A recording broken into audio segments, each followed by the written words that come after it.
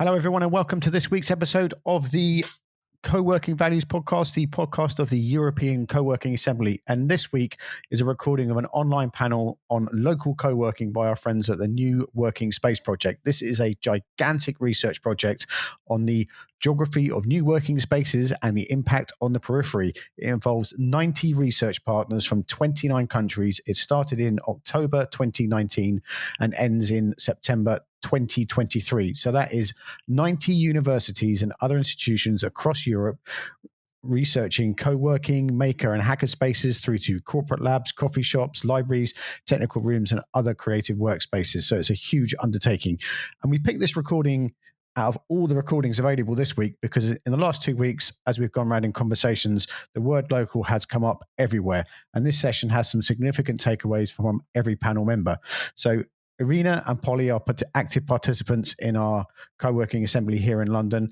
And in the last few years, they've instigated a lot of our actions and conversations around inclusion, diversity, how a co-working space can be part of or an active part of the local community. And also listen up to the legend that is Mark Navarro. And we'll link to his earlier podcast in this topic about local co-working, which we recorded in Co-working Europe in the football stadium in Krakow. I remember doing that with him, and that is about how a local co-working space works in a very early project he did and how it connects with the local community. And there's other particularly really good points from Alberto and Emmanuel, who are from Italy and Brazil, respectively. We'll link to all of them and all of their projects in the show notes. You can listen to this podcast on the European Co-working Assembly website, on Spotify, Apple Podcasts too, and I'm sure there's a couple more searching around there somewhere. And before we go and we get on with the episode, we are really, really looking for co-working stories from you, the listener, from all over Europe about how you're rebuilding after COVID, new ways of running a co-working space, different business models you've adopted, and how you are connecting and growing a relationship with your local community, because a lot of the conversation and research points to people not traveling so much and staying nearer home and looking for spaces to work nearer home. And you'll hear all about that in this episode. And head to coworkingassembly.eu. I always get that wrong unless Zelko's with me, for our weekly newsletter. And when you sign up for that weekly newsletter, you can always hit reply to that newsletter and it comes back to Jax, Janine and me, and we can answer you personally on that. It's not some, piece of automation software. We'd really like to hear from you there. So sit back, grab a cup of coffee, enjoy the episode, stay safe and be excellent to each other. Thanks for spending time with us. This episode is brought to you by Cobot, a leading management software for co-working spaces, office hubs, and flexible workspaces around the world. One of the best things about Cobot is that it is produced by people who manage a co-working space and know the ins and outs of the main problems and issues bugging co-working managers. So if you want more time for your coworkers and community, check out Cobot at cobot.me and take your co-working management to the next level. So, hi everyone. This is the new, the new webinar of our series of webinar in association, in collaboration with the Coast Action European funded project. So, the European funded project is a project led by the Polytechnic of Milan, Department of Planning and Urban Studies in Milan, of course, and in collaboration with the Cattolica University as well. So we are running those webinars since the beginning of the lockdown due to the COVID situation. So the idea of the cost action is to study new working spaces and the peripheral areas. So new working spaces, it includes co-working spaces, hubs, and maker spaces, other kind of new way of working, basically. So at the beginning of the lockdown, so at the beginning of more or less the beginning of March, we decided in cooperation with the Cattolica University in Italy to deliver a series of webinars about what's going on in the European panorama with the co-working space dealing with COVID situation. So at the beginning was quite interested to see how people have direct experience of the situation. So people were obliged to shut down all spaces because of the social distancing and the lockdown, of course, and so on. So basically, everywhere in the world, pretty much at the same time of the year, co-working space has been closed. And now we start again, thanks God. So a lot of spaces, they are starting again to open up and to be open to the members, but also be a kind of support for the local community as well. So I would like to introduce myself, first of all. So I'm Irene Manzini Trainer. I'm part of the Cost Action as a member. And also I'm a PhD student at the Barlow School of Architecture in London, where I'm doing a research about co-working spaces, in particular local co-working spaces and their potential in terms of urban regeneration. In particular, I'm interested in the peripheral and neglected areas, neglected neighborhoods in the cities. So I think this is a quite interesting topic. And also today we have but very interesting people talking about the same topic and their direct experience on the current situation. So today what we will do as for the new people that is the first time they are following us on Facebook, we decided to basically have a brief introduction of ourselves and then talking about the experience of our guests, and then we will leave a bit of space at the end for public questions. So all the questions are more than welcome. So first of all, I would like to introduce Polly Robbins.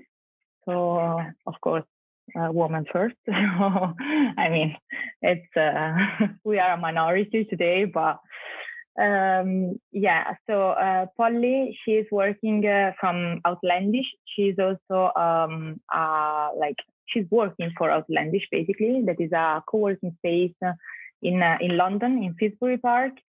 I had the chance to be there, and it's quite a very interesting place because they do a lot of things with the local community, and it's very the neighborhood is quite it's quite interesting. It's quite, I don't know if I can say traditional, because for London traditional is quite weird to say, but the local community is very strong. So the idea of Outlandish is to build a tool for positive social impact. So this is your kind of slogan in the website as well. So it's very interesting because it's also quite related to the Italian reality. I'm Italian, of course, from my accent, probably you can guess this, but also because I'm saying these things because in Italy, mostly in particular in the middle part of Italy, we have what is called cooperative or cooperativa. So that is a way of working, and also co-working space there are a lot of co-working space that have this kind of cooperative or worker-owned kind of structure. So I'm really happy to introduce Polly. She can introduce herself, basically, and I would be happy to ask you a little bit more about your experience in Outlandish and why it could be considered a local co-working space. Probably, sorry, before start, maybe I can just go around and introduce a bit all of you guys, just because I don't think it's so nice to leave you just listening to Polly, and then Polly can start. So Polly will be the first one talking about Outlandish. Then we have Mark Navarro. Mark is a content director of co-working spaces association in Spain and chief curator of Co-working Academy. So he's also being a chief curator of the Coworking Academy, is also part of Coworking Conference Asia and advisor of Latam Coworking Summit. So basically, I call him a co-working strategist because he's a lot of things, and he did a lot of things as well. And he also was at the European Co-working Assembly webinar a couple of weeks ago. I think was really interesting his speech about rural co-working spaces. So I'm very pleased to have him here with us. Then there is Emanuel Costa. Emanuel Costa is from Brazil. He is a researcher from the Santa Catarina State University. And he is an urban geographer and PhD researcher, of course, in territorial planning at the university in Brazil. And he researched co-working spaces and the urban space practice. So basically, we do something very similar, I guess. And it's quite interesting to see also how, not only the European, let's say, perspective and the UK, Italian, Spain, and then it's also quite interesting to see what's going on in Brazil in terms of co-working spaces and how the COVID-19 is impacting today the co-working situation in Brazil. And the last one, but not in terms of importance, basically, is Alberto Costu. He's Italian, so I'm very proud to say this because, of course, when we have some brilliant people from Italy, it's always very nice to have them as a guest. So he's a researcher at the Leicester University in Leicester. So and he's also he published already a lot of things, and in particular, I was very fascinating about your description of resilient co-working spaces. So I will be of course, for everyone, I'm very pleased to have you here today. But also, I think having Alberto as let's say the last one of our list, it's quite good because it's kind of wrap up discussion from the research point of view about what is exactly local co-working space, how we can define and how we can basically structure the different typologies of local co-working space, and which are the implications in terms of the current situation of COVID-19. So thank you to everyone to be here. I will leave the floor to Polly for a description about her experience and Outlandish. Thank you. Thank you very much for that fantastic introduction, Irina. It's a real pleasure to be here today, particularly with such a fantastic panel. I'm very impressed. So I should start by saying that Outlandish isn't just a co-working space. Outlandish is actually mainly a worker co-op which builds websites and data tools. And we work with a lot of NGOs, charities, trade unions, and progressive businesses. But we're a non-profit, so that means that any profit that we do make, we reinvest it back into projects which use technology to make the world a better place. And so the co-working space is actually called Space 4. It's a brand that we use, and that's the project that I run. We've been running that for 3 years now, since 2017. And I would definitely say that it is very much a local co-working space. And I suppose, so we set the co-working space up as a way for us to invest our profits and as a way for us to be able to network the sector better. So network the tech for good sector and the cooperative sector, and also to support our local neighborhood. We started out in private rented premises, so just a private landlord. And we built up a relationship with the local council. And last year we were successful in a contract with the local council to manage a workspace for 10 years. So we've recently moved into a slightly larger workspace in the same area. And this has really, I guess, cemented the fact that we are a local co-working space, because we now work in partnership with the local council to deliver some of their strategy, which is about local economic development. So we've always provided workshops and training in the tech sector, and also in skills around cooperative development. And we're now doing a little bit more of this, particularly focused on skills within our local area, and also being able to kind of measure our impact and collect data. So we run all sorts of training and drop-in workshops for local people, which are anything from an hour to many weeks. And they focus mainly on digital skills.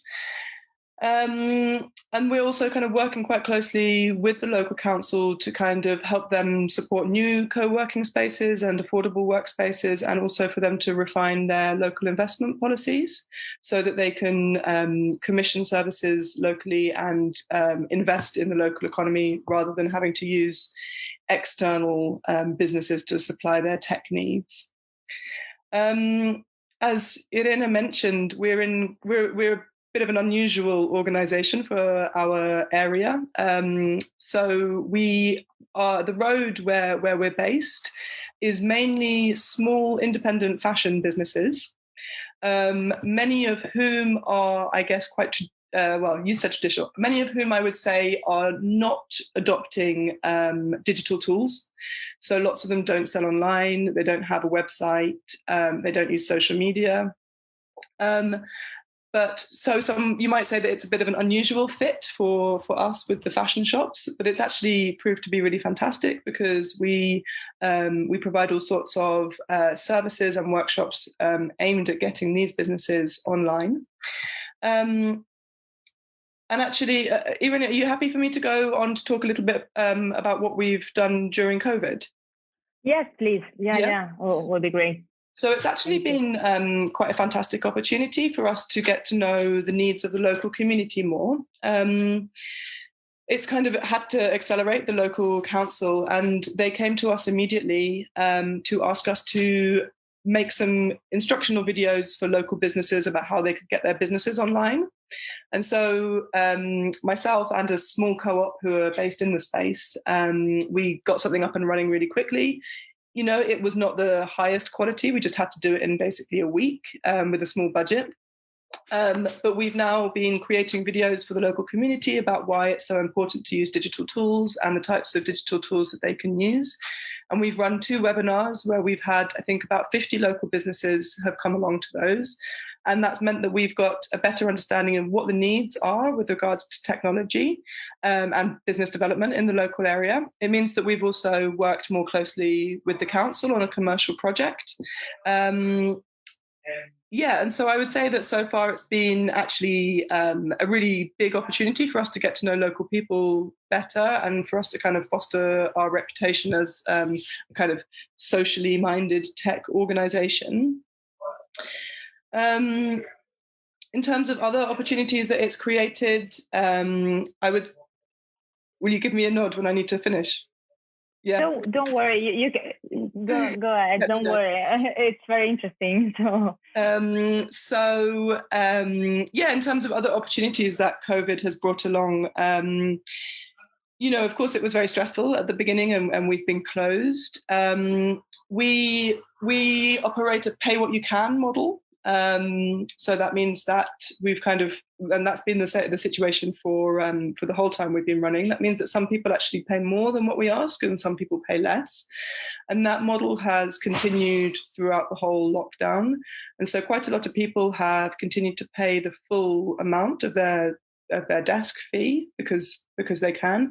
And that's been really uplifting for me, because it shows that there's like a lot of faith in the community, and that we're not just providing a service for people, but we are really trying to foster a community. And I should have said earlier that everybody who uses the space is supported to kind of have an impact, have a say on our governance structures and our future strategy. So it's been a kind of really a bit of an ego boost in a way for me and for Space 4 to know that there's such a strong community around us. It's also meant that we have been able to include a lot more people in our workshops. So because in the past we've always hosted our events physically in the space, that means that only people in London can come or can travel in. And we've actually had people now from all over the world come to some of our workshops, and that has been really inspiring. And so it's meant that, of course, we will go back to doing physical workshops and physical training, but we'll always, I think, keep a digital presence so that we can engage people from more sectors or people who have other commitments. And it's also given me an opportunity to kind of sit back from the normal day-to-day co-working management, like, oh, the tap's broken, to actually think about some strategic goals. So yeah, for us, it's been a worrying but positive experience. And I should have mentioned, sorry, we're not in very central London. We're not on the outskirts, but we're in Zone 2. Yeah, it's Islington Borough Council, right? Exactly. Yes. Yeah, no, thank you, because it's such a, I don't know, good things to hear, like positive stuff are always welcome. Also because it's, in this situation, a lot of co-working were obliged to close like forever, to be honest, because in terms of financing and from the economical point of view, a lot of they have suffer a lot during the pandemic situation. So it's very good that you have such a strong community, and also that you have during the years, to be honest, during a very short period, basically build this kind of very good interaction with the local administrations as well. So they support you guys, and this is very important as well. Yeah, we're really lucky. Yeah, so you're also very good, because otherwise it's quite difficult, not only lucky. So thank you, Polly. I think that we will be back to you later. And now I will ask to Mark Navarro. I invited Mark also because I can try. Okay. I invited Mark because he is also the creator of the first co-working with social return in Barcelona, actually. So I think this is such an amazing experience, and he already he described to me what is exactly, and I think it's very interesting to see his experience with this project. And the project is called Barrio de Viver. I don't know if it's Synergics, and the neighborhood is Barrio de Viver. Okay, thank you, because my pronunciation is not the best one in Spanish. So yes, Mark, if you can introduce your experience, and in particular the experience with this project, I think would be really interesting for everyone. Thank you. Hi, first, thank you very much for inviting me. I go straight away to the story. So back in November 2015, at that time I was working for a co-working space in Barcelona. The name is CREC, C-R-E-C. And we have been approached by the city council. And they asked us to create a greenhouse for companies, right? Vivero de Empresas in Spanish, which is a fancy name of saying, I'm going to rent you under the market price. So I can say to my voters that I'm helping entrepreneurship. Some of them are a little bit more nice, and they do some activities, but mainly are below the market price rented offices using public funds, which I don't like. So at that point, we were approached by them. And I remember that the CEO of the company came to us. We were in a meeting, and he said, hey, city council asked us this. And I said, we are going to do a fucking great co-working space for them. And he went to the city council and he told this phrase directly to them. And at that meeting, I came up with an idea, because I have to confess that I'm a public money nerd.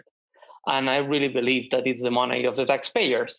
So we have to treat them, that money with really respect.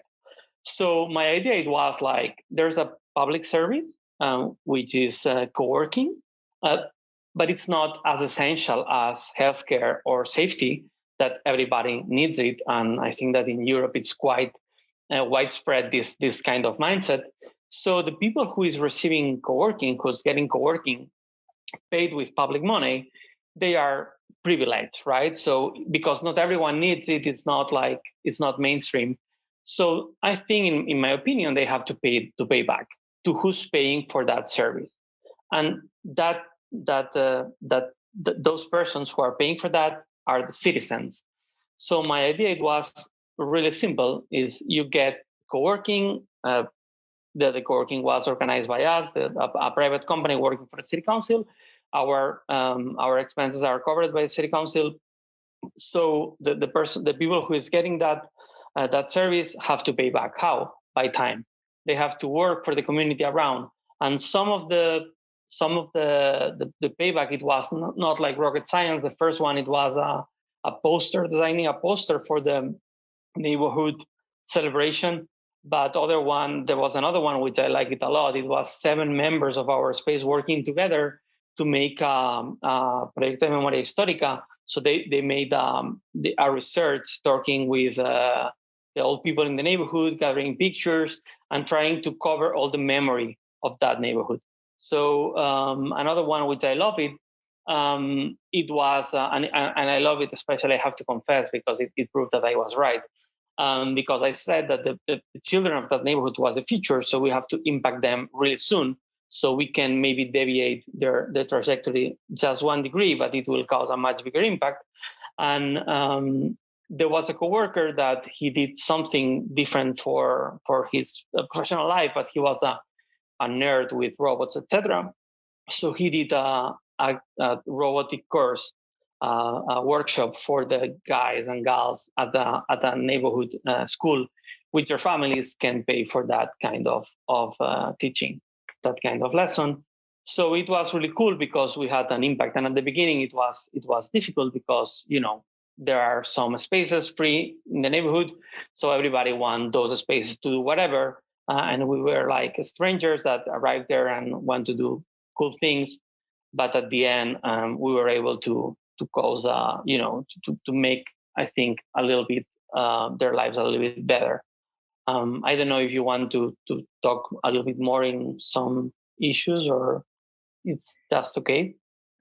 I think it's it was very interesting. It is very interesting. I think that now we can continue, and then maybe we can, for sure we will be back in order also to understand which is your opinion about future trajectories, also in the post-pandemic situation.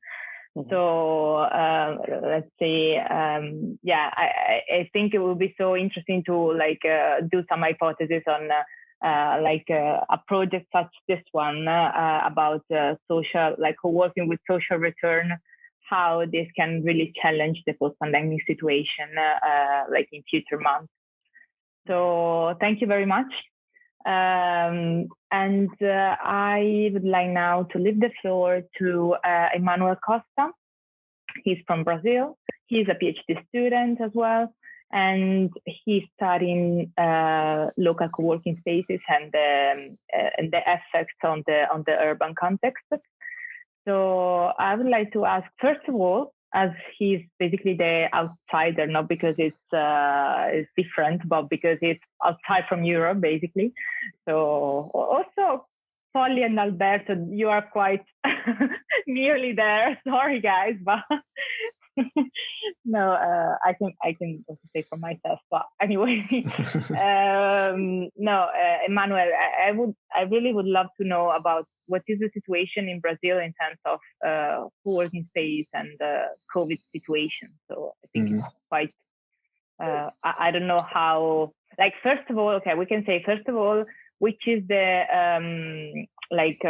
how is the situation in terms of co-working spaces in Brazil? And then how this situation has been challenged by the COVID. Okay, thank you. Okay, thank you very much, Irene, for having me.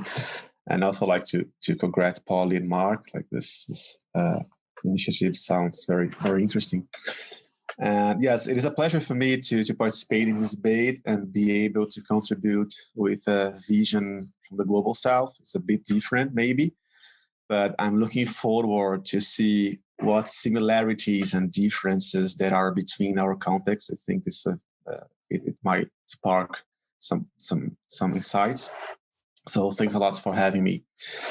And it is clear that as in all places, as everywhere, the pandemic affected all sectors in several ways, and that includes co-working too.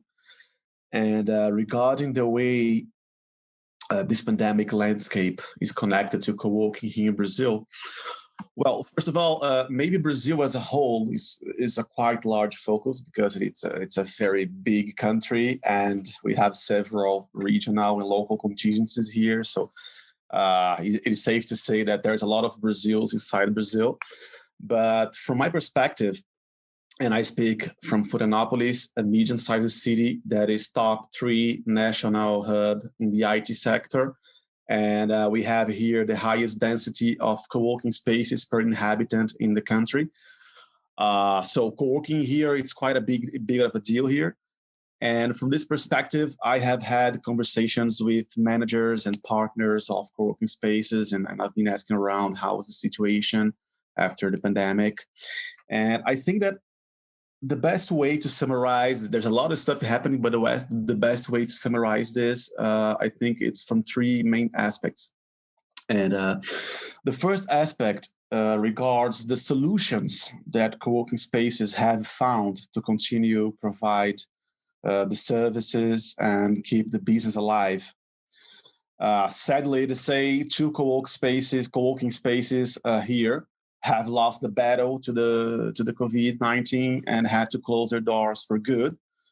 And this implies people losing jobs, first of all, right?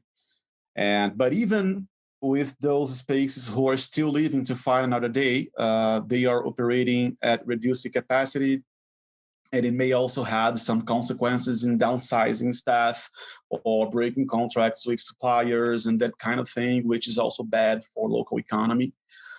And yes, many contracts also with coworkers were broken.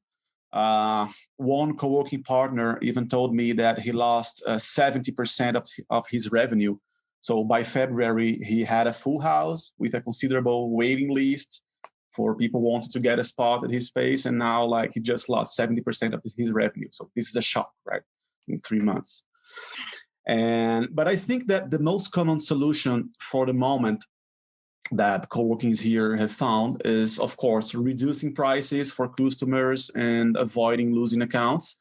So this policy varies according to each space. So some spaces offered upfront discounts, like I'll give you 50% until this is over. And others ask it, how much can you pay to me now? And just accept it. And others waited for the customer to ask for the discount and then negotiate case by case and so on. Besides that, all spaces, they are also intensifying services that were already provided in addition to co-working. I think the most common one that we have here is tax address services. So if you are freelance and you're doing home office, you can pay a monthly fee and you can use the co-working address to file your taxes. So that's basically the service. And everyone is doing this here right now. It doesn't pay a lot, but it's definitely a helpful resource these days. And another service is the digital secretary, but on a much more smaller scale, that's for sure. And there's also has been a great deal of effort in bringing community activities to the virtual environment. The co-working community activities bring it to the virtual environment. So at least at some extent, networking events, workshops, webinars, this kind of stuff. And some spaces are also offering, let's say, hybrid plans. So if you want to go to the space and work, you can, but if you don't, that's okay. Because with this plan, you got access to some remote tools and some amenities and some facilities for teleworking from home office. And that'll be one aspect. I think that another aspect that helps us to tell this story is about how co-working space managers are living this new experience day after day. Like how this is going through the daily routine of the managers. And of course, by all means, everyone is taking every possible safety measures and all this kind of stuff, like visual signs, and cleaning the environment several times a day, and inspecting internal routines and see if coworkers are using masks, are using hand sanitizer. Anyway, the basics. They're doing this, of course. But on the other hand, obviously the movement dropped a lot. So where there were 200 or 300 people a day, there are now 10 or 20 at most. So it's a bit difference. It's a large difference. And managers told me that they are not really encouraging customers to return to go to co-working now. On the contrary, they reinforce social isolation and be safe at all first. But if you need the space is open, it's safe and sound, just come and work. But we're not encouraging this. This is like the general policy here. But on the other hand, this allows managers to provide, let's say, an almost exclusive assistance for these few coworkers that are still eventually going to work once or twice a week. And then things like providing individual hand sanitizers every day and related daily small supplies. And let's say keeping this like spoiling the customer, so to speak, has been also a creating practice that some spaces have been done. And I think that a final aspect that I think is worth mentioning is about the different ways that pandemic has affected coworkers and their contracts. Because first of all, I need to say that at least around here, I'm not sure how this goes in Europe, but at least here, co-working spaces and flexible offices are quite the same thing. So I think that over the nearly 40 co-working spaces that we have in Florianopolis, I would say that 38 offers both traditional shared collaborative spaces and also flexible offices in the same site. And maybe there are one or two strictly classic co-working spaces, so to speak. But anyway, everyone ran away to home right now. No one is going to co-working, of course. And I've heard about companies of elsewhere, let's say a company that is based on Sao Paulo or in Rio, and they have 5 or 10 spots in a co-working space, and they're shutting down operations for Florianopolis and send everybody back to their hometowns. Or small businesses who were already in troubled times before the pandemic, and they just took the opportunity to break the contract. And then managers told me, well, we had to deal with it. Like some of them paid a severance fee to break the contract, and others, we just let it go. Like I knew the guy wasn't dead. He's an older client. He's a friend of mine. I cannot charge this guy. I cannot say like, yeah, you have to pay the fee to break the contract. Just let it go. And eventually he'll come back, and it happens. Right. But I think that the most important thing to acknowledge is that it is hard to say whether it was the shared space tenant or the flexible office tenant who were most affected, because it's more about this guy's business than whether he's an individual or he's in a firm, right? However, flexible offices plans, I mean, they are more profitable. But on the other hand, managers, they are expecting, and managers and co-working partners and co-working spaces, they are expecting that home office workers will be the first ones to return to co-working after the pandemic is over. And more than that, they're expecting a massive comeback, because although home office has proven to be a viable work model for these times, people were locked up at home for months. And this will make them want to go at least once or twice a week and walk outside and do some kind of stuff. And also, home office is not a model that works for everyone. Like if you have kids, if you live with other people, and if it affects your productivity, you need the co-working space again. or if your business involve privacy policies, then compliance will be an issue for you to keep working home office, or maybe just like you need to be in touch with other people to generate business opportunity, and you need to return. And and I think that connects to like future trends for the post-pandemic scenario. But I'll stop here, so we can let this conversation for the other part, right? But yes, it's something like this. I don't know if it fits like an overall reading, but of the situation. But I think that is the main aspects that we are seeing here right now. Okay, thank you. Yes, it's very good to hear that there are also some positive, like there is hope for the post-pandemic situation. So this is very, very cool.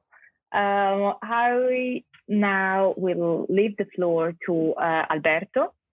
Alberto, he is, as I said, he's a lecturer at the Leicester University, and he's also recently has been published his paper on the resilient co-working spaces.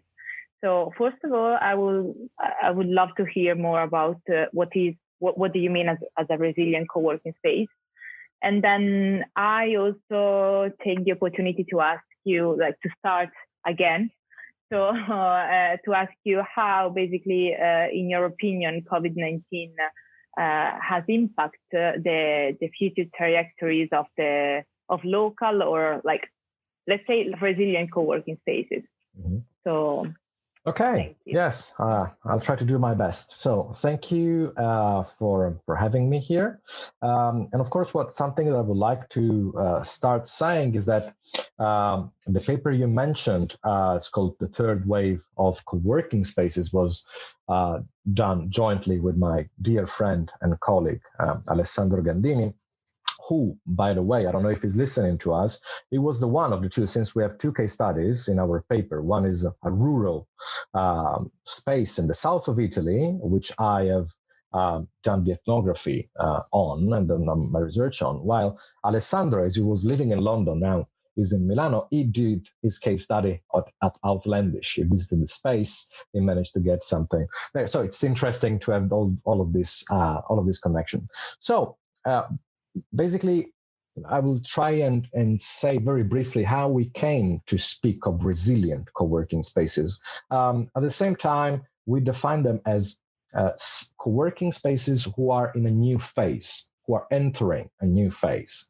And in this sense, we envision the first phase of co-working spaces, let's say 2005, 2010, more or less, in which we have this avant-garde phase in which social value is prioritized regardless of space sustainability. So this pioneering moment in which people wanted to escape the corporate offices, so to speak. So there were a process of crafting the pre-existing working cultures into new meanings and practices. Then we go to the mainstream, what we define the neo-corporate phase. If we can think of somebody exemplifying this trend, this would be, of course, giants like WeWork. So as we can easily say, economic value is prioritized over the community aspect, although there is a lot of rhetoric, even in these cases, about the community. What you get is not just a desk, of course. The promise is to have a thriving environment, and so on and so forth. So, I mean, we all know of this, I think, also in the audience. We know that there have been different moments, and there are currently, these are phases that are not one exactly chronologically after the other, but these co-working spaces, these trends are coexisting right now. And we have we have the neo-corporate co-working spaces, and we have seen the sprawl of this third phase of resilient co-working spaces. So I would say that to describe them, I mean, I think we must first agree on what resilience is and means for us. And we try to approach this question of what can resilience be in this context, basically going on the direction that Andy Pratt, who is a leading theorist in the creative industries, set out when explaining what resilience was. And he said it was an open perspective that does not resist, but embraces change. He says, this is a quotation, this is closer to a notion of sustainable living, a process of organization and adaptation to work in harmony with others, the surroundings, and the wider world, one that enables adaptation and thriving. So this is, let's say, the ethical foundation of a resilient co-working space, something that, of course, hopefully is best suited, or I was hoping it was best suited to cope with the current crisis. So there are a number of other elements, more empirical elements, that I think define what is a resilient co-working space. And of course, as we can extrapolate also from this starting definition that we use also in our paper, is the territorial rootedness, being connected with the territory and valuing the possibility of interconnections that you can have there, as Polly explained perfectly. And Mark, I mean, everyone here has said how it links with a specific sense of place and the people living even in smaller areas, not just a city, but a neighborhood. The second point, I think, is also a sense of informality, a sense that derives also from the tradition of self-organizing of a certain practices of political engagement with contemporary life, something which is heritage or overlaps with a sense of activism, so to speak. So in this sense, I think also the choice, which is a politically motivated choice, I read, then Polly, I would like to hear your voice. So also the choice to have a cooperative, of course, is a very, very telling structural organizational aspect that comes to the fore in this new way of dealing. So it was as a response to this increasingly corporativization. So maybe the question was, we lost some part of the initial meaning of being together, of this togetherness, of this solidarity that in the first phase came out of, okay, we need to get out of the gray office corporate world, right? And of course, also there is another element we could say about organizational fluidity, the fact that sometimes co-working spaces are rigidly designed to be flexible. So the idea of having the tables with the wheels, or a certain number of elements, or a certain number that people expect in every place. In this sense, we can think of WeWork giving for a similar experience in different places, and you can expect always a certain number of features for people to recognize, okay, so this is a co-working space, right? So free food depends on values, could be just fresh food or could be more selected food. So it really depends. So this idea also for desires of the people, of the members of a community that are not only paying members, of course they pay, but they are also, there is the possibility for them to shape what that place is. I think that also very important dimension that talks about a communitarian aspect that is present in these resilient co-working spaces. So what I would say, so I think this is a scenario in which we've seen sprawling, of course, co-working spaces in non-obvious areas. So non-central areas in big cities, in rural areas, as some of us already mentioned. And I was surprised that the case that also studied Rural Hub in the south of Italy. And I know that in Southeast Asia, also in Japan, there are opening these radically small co-working spaces, like basically opening up their own houses to have 5 people going there, and more in this extension of sense of co-working, which becomes a bit of co-living, which overlaps with the idea of a digital nomad. So what I see there is now for this huge crisis, I must say that I'm surprised about some news. I can also share the link. I shared the link on my Facebook, then I will share it. I was in Yahoo News a couple of days ago that actually WeWork, I was expecting that the most capital-intensive co-working spaces would actually suffer the most. Right, so because they were already exposed, I'm thinking about WeWork. They were very exposed and indebted.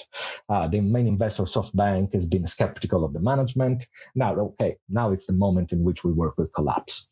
Actually, because of a bigger transformation that is taking place, which is traditional corporate workplace will need to lay off a lot of people. They will need to save money on office space, and they will actually benefit from giants like WeWork to basically act not as really co-working, but as softwares to displace their workforce flexibly across different locations. So seeing a city or a country as a campus in which you have a number of hundreds of workers displaced in this organization that basically they are outsourcing the management. So in this sense, I see the future of these capital-intensive co-working corporations as acting as a supplemental software for normal corporations. So I see that as a direction. On the other hand, I was witnessing before this crisis struck this intensive movement. So in more capital, more space, monopolist kind of ambitions of certain co-working corporations, while at the same time I was seeing an extensive expansion, so to say, a nichification, so a production of multiple niches that very different types of co-working spaces were serving.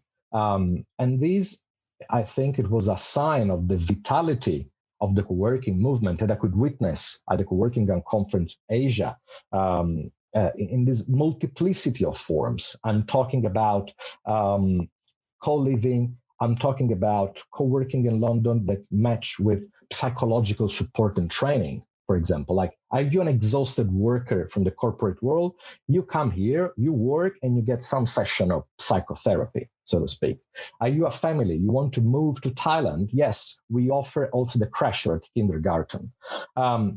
Or you want to move to a rural space. So I saw this multiplication of offers. So now for the future, I see that I don't necessarily see as the COVID pandemic stopping or limiting this expansion. I hope that this resiliency of these spaces can actually help them foster the relation and the workers. So of course, there is a problem with traveling. There is a problem with feeling safe on the other side of the world. And probably, as some people predict, probably we go back to real normal in 2023.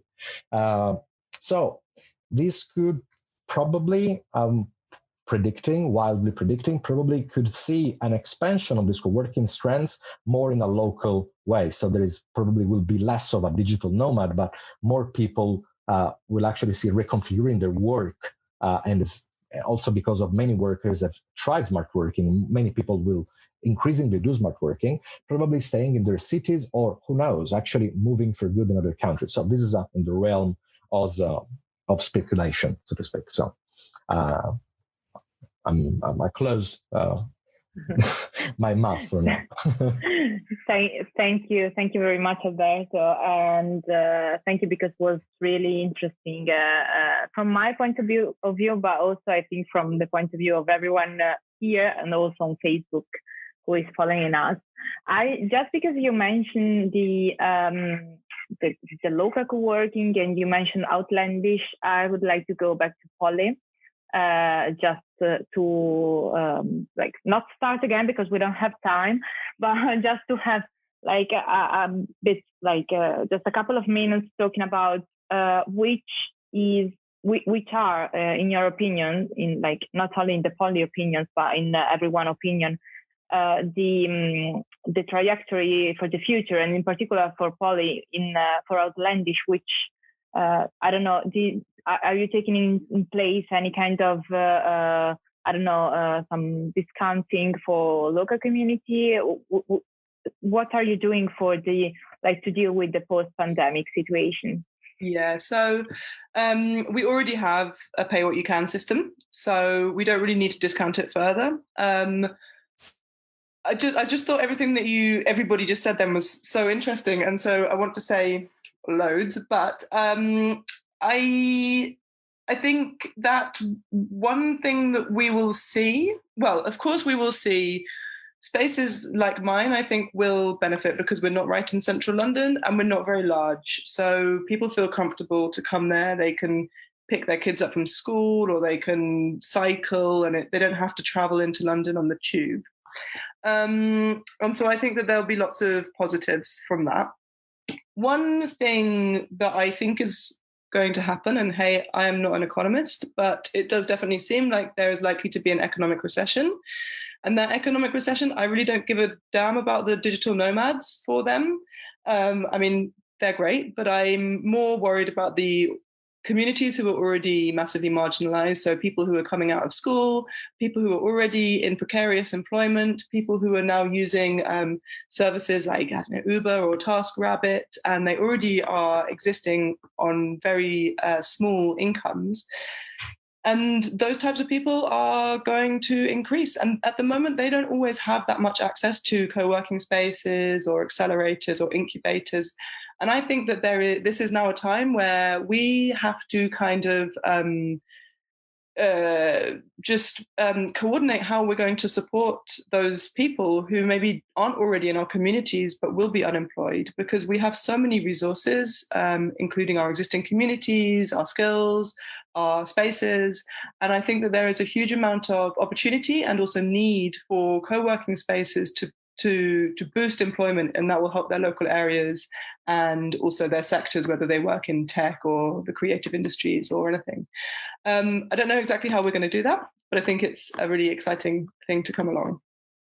Exciting is not the right word, because of course it's negative for the people who are experiencing economic hardship, but it's a new field that co-working spaces, I think, can move into.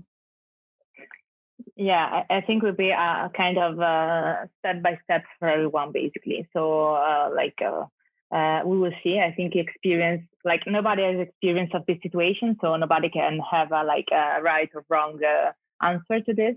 But of course, I think everyone will try to do the best they can do. Thank you very much. I would like to go to Mark. I would like to jump into the Spanish reality. My question for Mark is more about what's basically in your experience, do you think that local co-working, or as you call it, co-working with social return, will benefit the local neighborhood where it is located in the future, and even in the post-pandemic situation, or there will be more complex implications?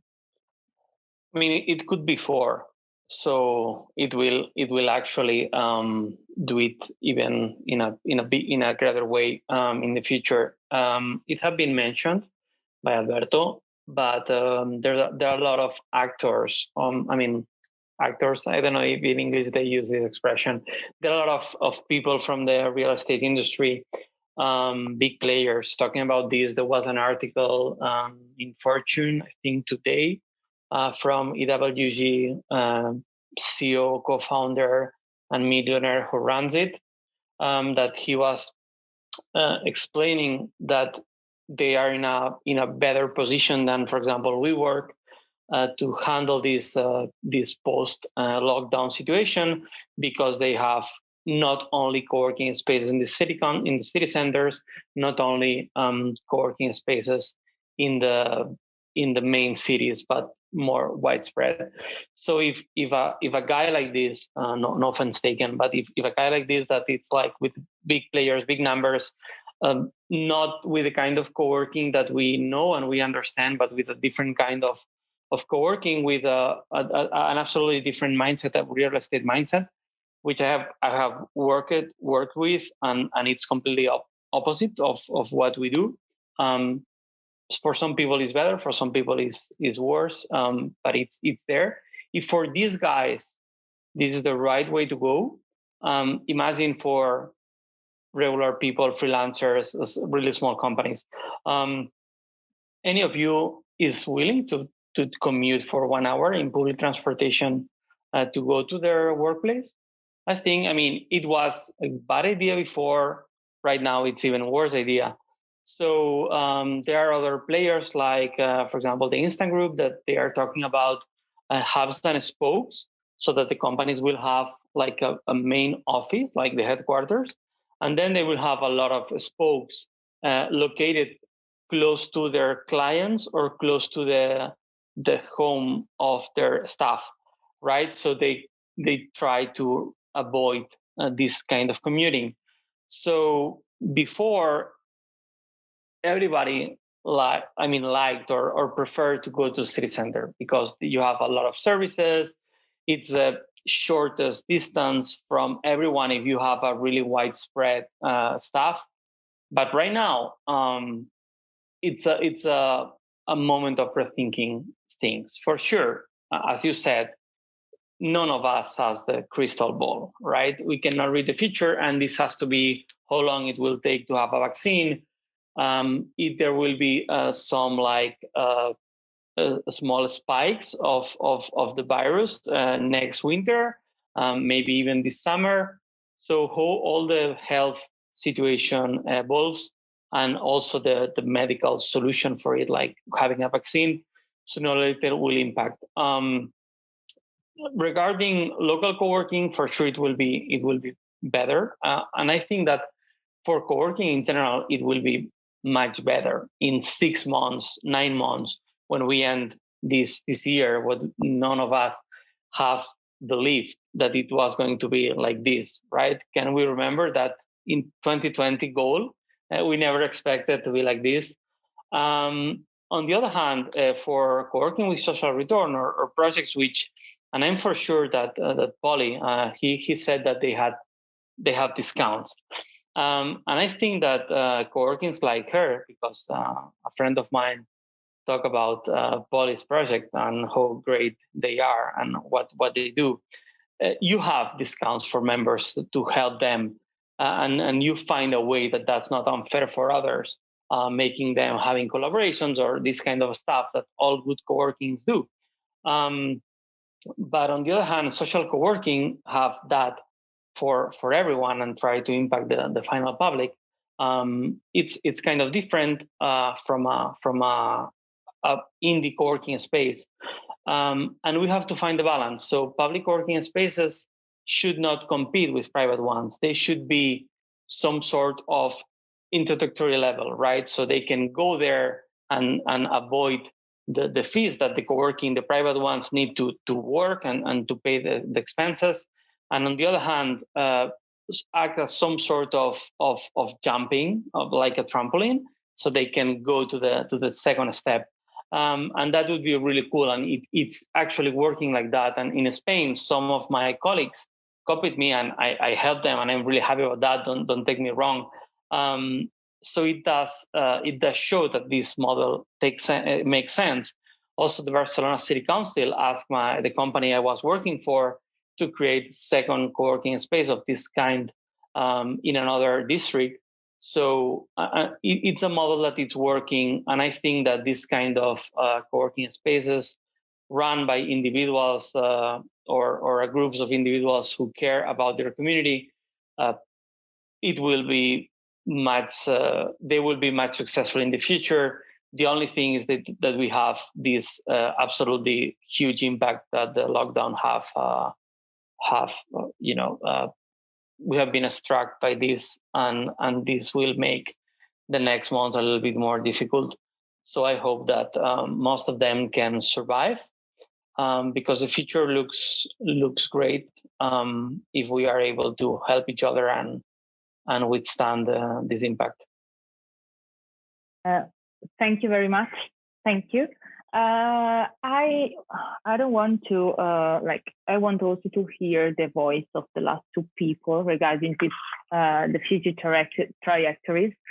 The other thing is that we have a couple of questions, so maybe I can ask the questions open to everyone, and then if you want to reply, everyone who wants to reply can jump into the discussion, right?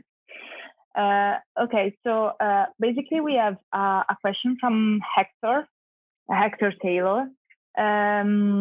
So the first one is, could employees offer salary sacrifice to enable employees to pay for remote space, I guess, if not. And the second one is, have people seen a growth of employers paying for remote desk space for employees? So basically, Can I take the first one? If I understood it correctly, is if an employer can ask you to go to a co-working space and not pay you anything. I think that right now the labor associations have been really quiet because the situation, it was not it was not good enough. It was really critical to start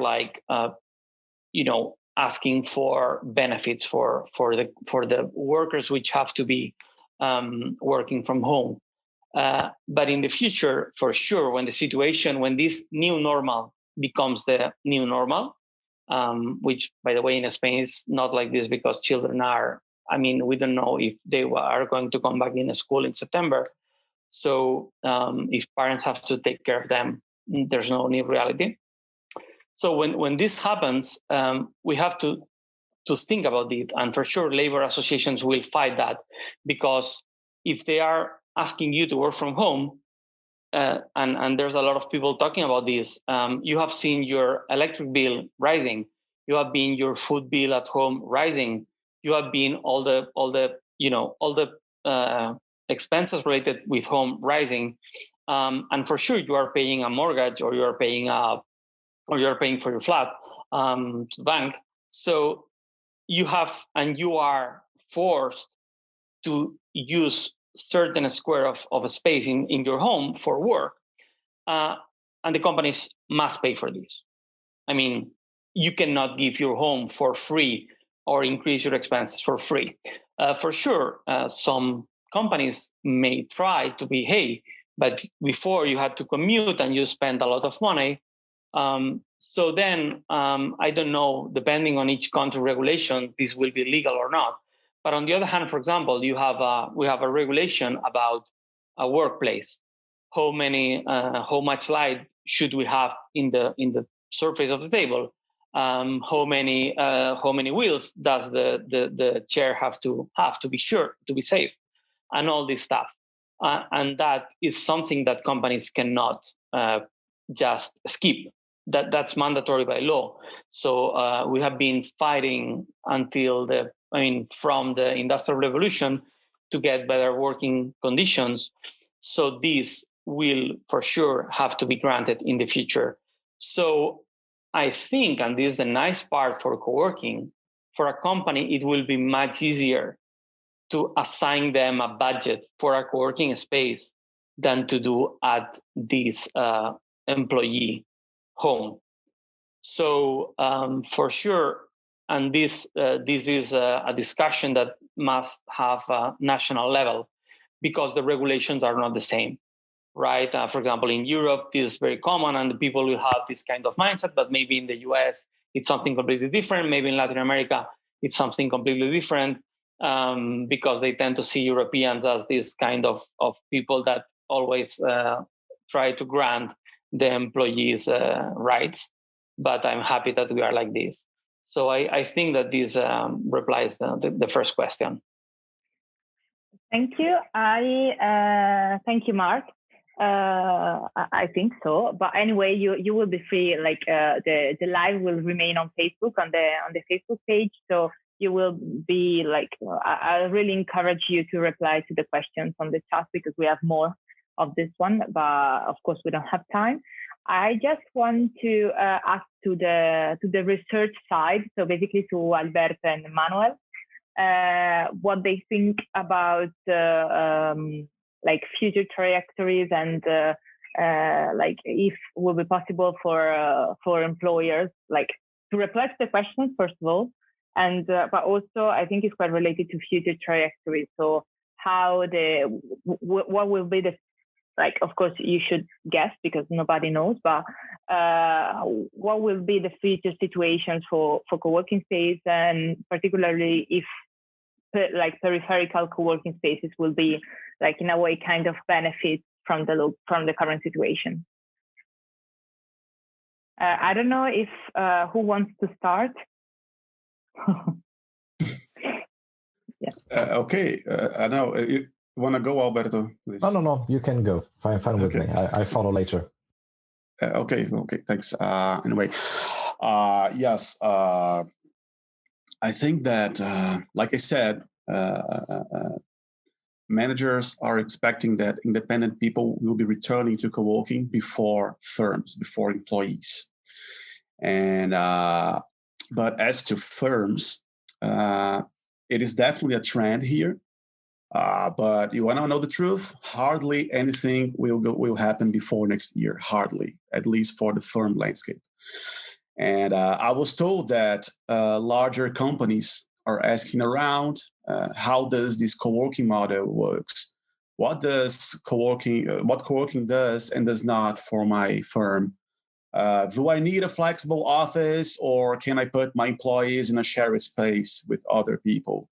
And I think that this is a reliable indicator that firms, that companies, even large companies, they are considering this transition. I think this is a reliable indicator.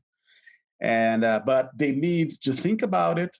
They need to know if the co-working model works for their business model. And if it does, they need to plan how they're going to do it. Like Mark was explaining, what are the legal implications, the regulation implications. They need to figure all this out before making a decision. So that's why I said hardly anything will happen before next year, at least here.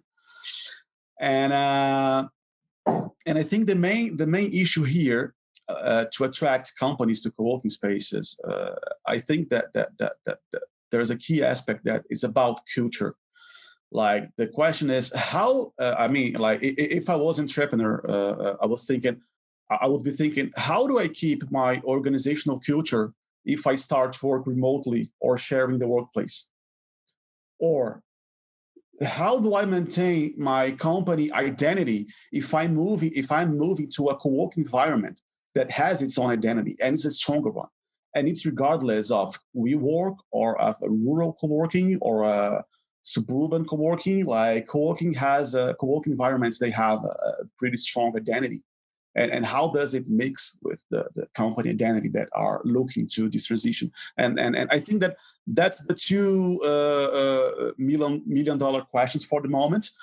But regardless, I think that overall, regardless of being nomad, freelance, an employee, or entrepreneurs, I think that Alberto is 100% right.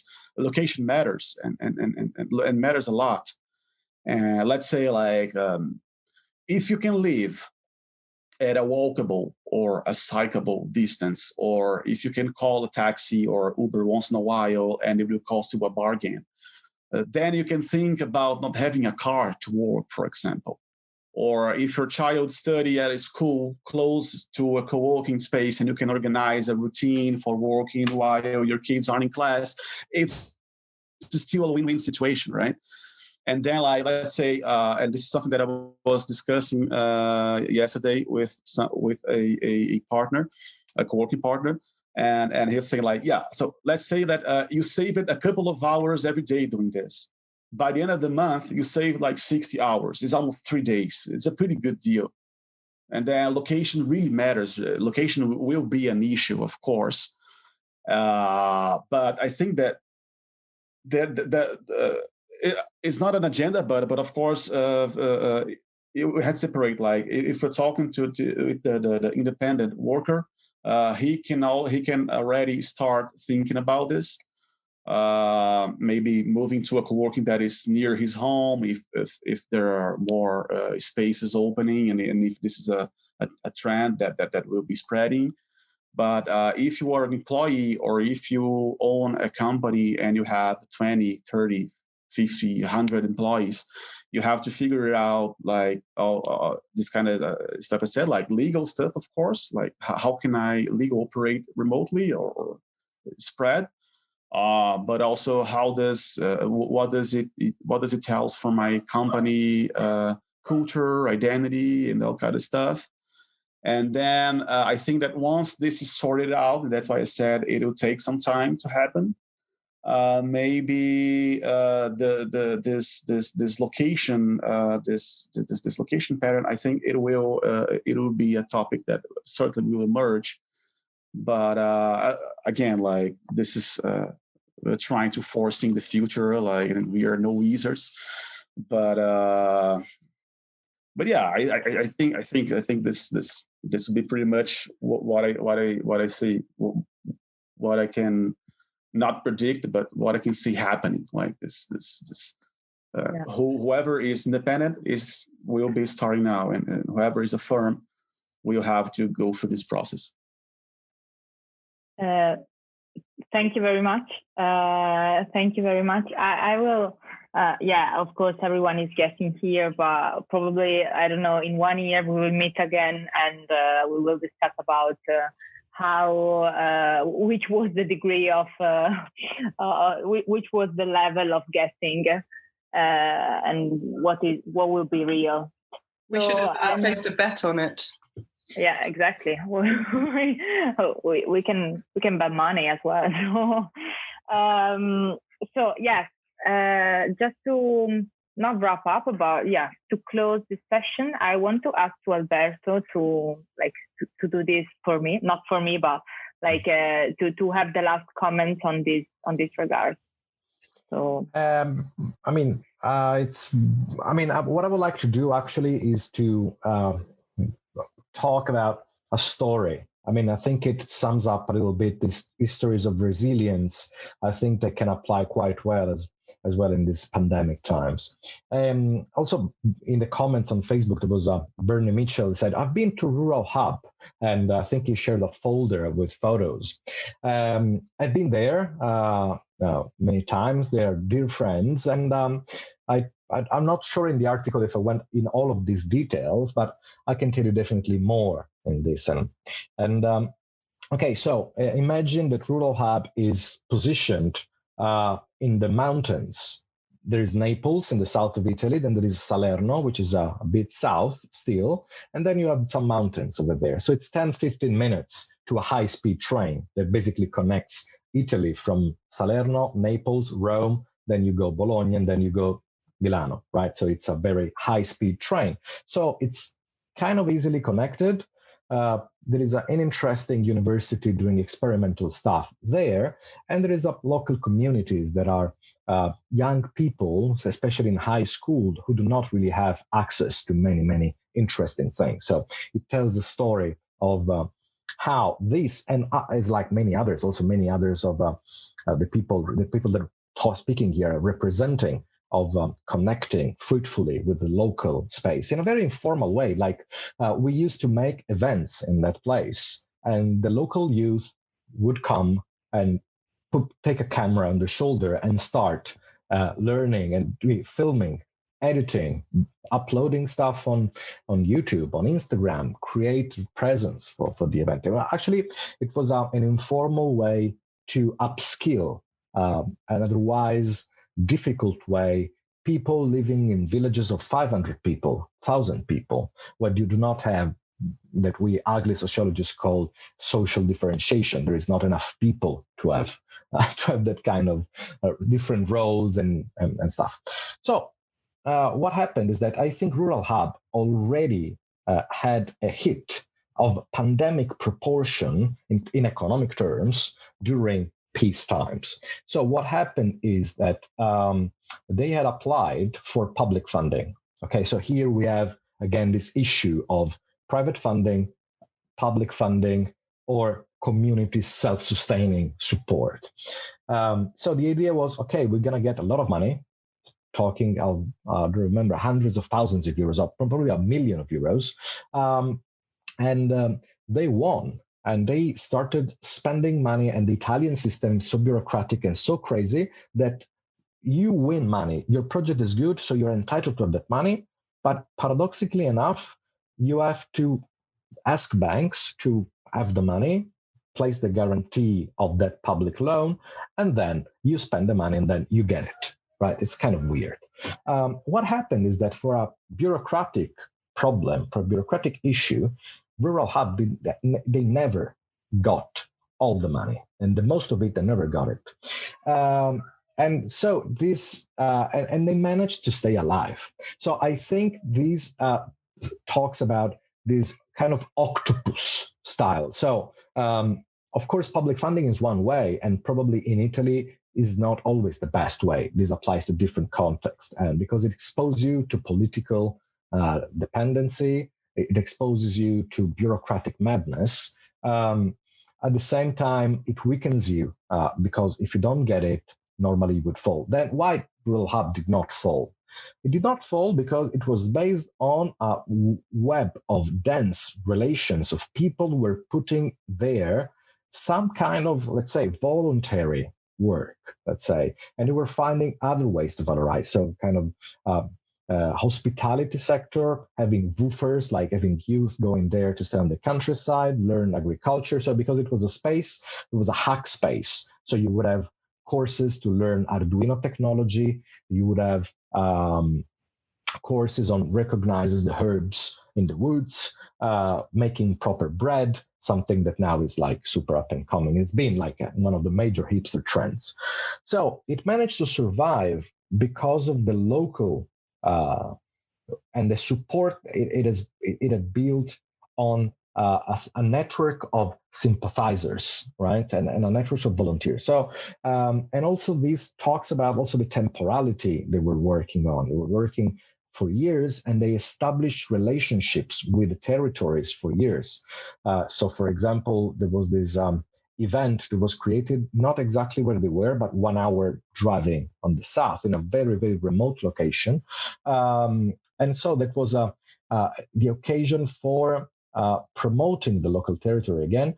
So, okay, my point is what I've said. I mean, if I had to wrap up in general, what I said earlier, I sum it up quite succinctly. I see the possibility for this capital-intensive co-working to act as softwares to support big companies having flexible working arrangements. At the same time, I definitely see as probable this hyper-localization of co-working spaces that probably is or will be coupled with this nichification. Okay, so different services, different audiences, psychological support for kids, support for fashion. So you want to learn and do fashion, these kind of niches. Okay, so I see this, and most of all, I'm curious. This is on the last point. If co-working spaces, I mean, this observation comes from the fact that social movements and activist places for social change, radical social change, never had enough spaces in cities like London and in big metropolis. So I wonder if in this situation, the co-working spaces will become open, radically open places in which the citizenry, in which the people can meet, something that is lacked completely in this moment, in a safe way, of course, but from which we can start to rethink and rebuild, right? So people together. So this is something that I might see as the social mission of co-working space in a more wider, so becoming the laboratories of the social change of normally what happens during crisis. You have huge opportunities to establish new paradigms. So my hope is that maybe co-working spaces can act and keep acting on this direction. Okay, thank you a lot. Thank you, Alberto, for sharing the experience of Rural Hub. I didn't know the story, so it's quite interesting, and it's very I'm really proud that this happened in Italy, to be honest, but because I know how difficult it is to build something like this in Italy and to be successful as well in the south of Italy. So it's this is a very good experience. Thanks for sharing. So I think we should close. It's quite late. We are 20 minutes late, but that's okay. I saw on Facebook that there is a kind of active discussion about our, like, all the stuff that you are talking about. So if you want to follow up to these questions, comments, and so on, feel free to do it. So thank you all for being here. Thank you all for sharing your all, like, very, very, very super insightful experiences. And all different, because of course, like, we are talking about UK, we're talking about Spain, Italy, Brazil as well. So it's very, very interesting. And yeah, just to, I don't want to wrap up because I think Alberto already did it. I just want to say that it has been very, like, positive from my side to know that there is so much, like, hope and positive vibes, let's say, about the co-working situation for the post-pandemic life, for the new life of everyone. So it will be great. I will be very pleased to follow up, like, I don't know, in 6 months or 1 year with you all guys, and to see what we discussed today, to see what happened in, I don't know, 1 year. I think will be such a good things to do. So yes, thank you very much, and thank you to all the people that followed us on Facebook, and thank you for the comments, questions, and so on. And I would just to remember to everyone that the next webinar will be on the 30th, and will be Mina Di Marino, that is my colleague. She will moderate the webinar. Will be about co-working spaces and the library in the Norwegian countries, basically. So please continue to follow us and to support us as well. And thank you, everyone. Have a good evening, and see you soon. Thank you very much. Thank you. Great meeting all of you. I'm looking forward to meet the people in London, hopefully in the future. At some point. Thank you very much. Thank you for doing this. Thank you. Thank you. Bye. Bye. Thanks. Thank you very much for spending your valuable time with us today. If you go to the show notes for this episode on the European Co-working Assembly website, you'll find links to all the projects there and the overall big new working space project. Keep tabs on that. That is a long-running, really, really interesting thing. Thank you to Jelko for producing the episode, Zara for the show notes, Jax for the transcription, to Cobot for supporting this, and to Hector and Included for their never-ending support for this whole project around podcasting and finding stories from all of you lot in Europe and co-working. If you'd like to be in an episode, if you have a story to share about how you're rebuilding your co-working space or connecting with your local community, get in touch with us. Head to the European Co-working Assembly website, sign up for our epic weekly newsletter, and stay safe and be excellent to each other. Thanks again.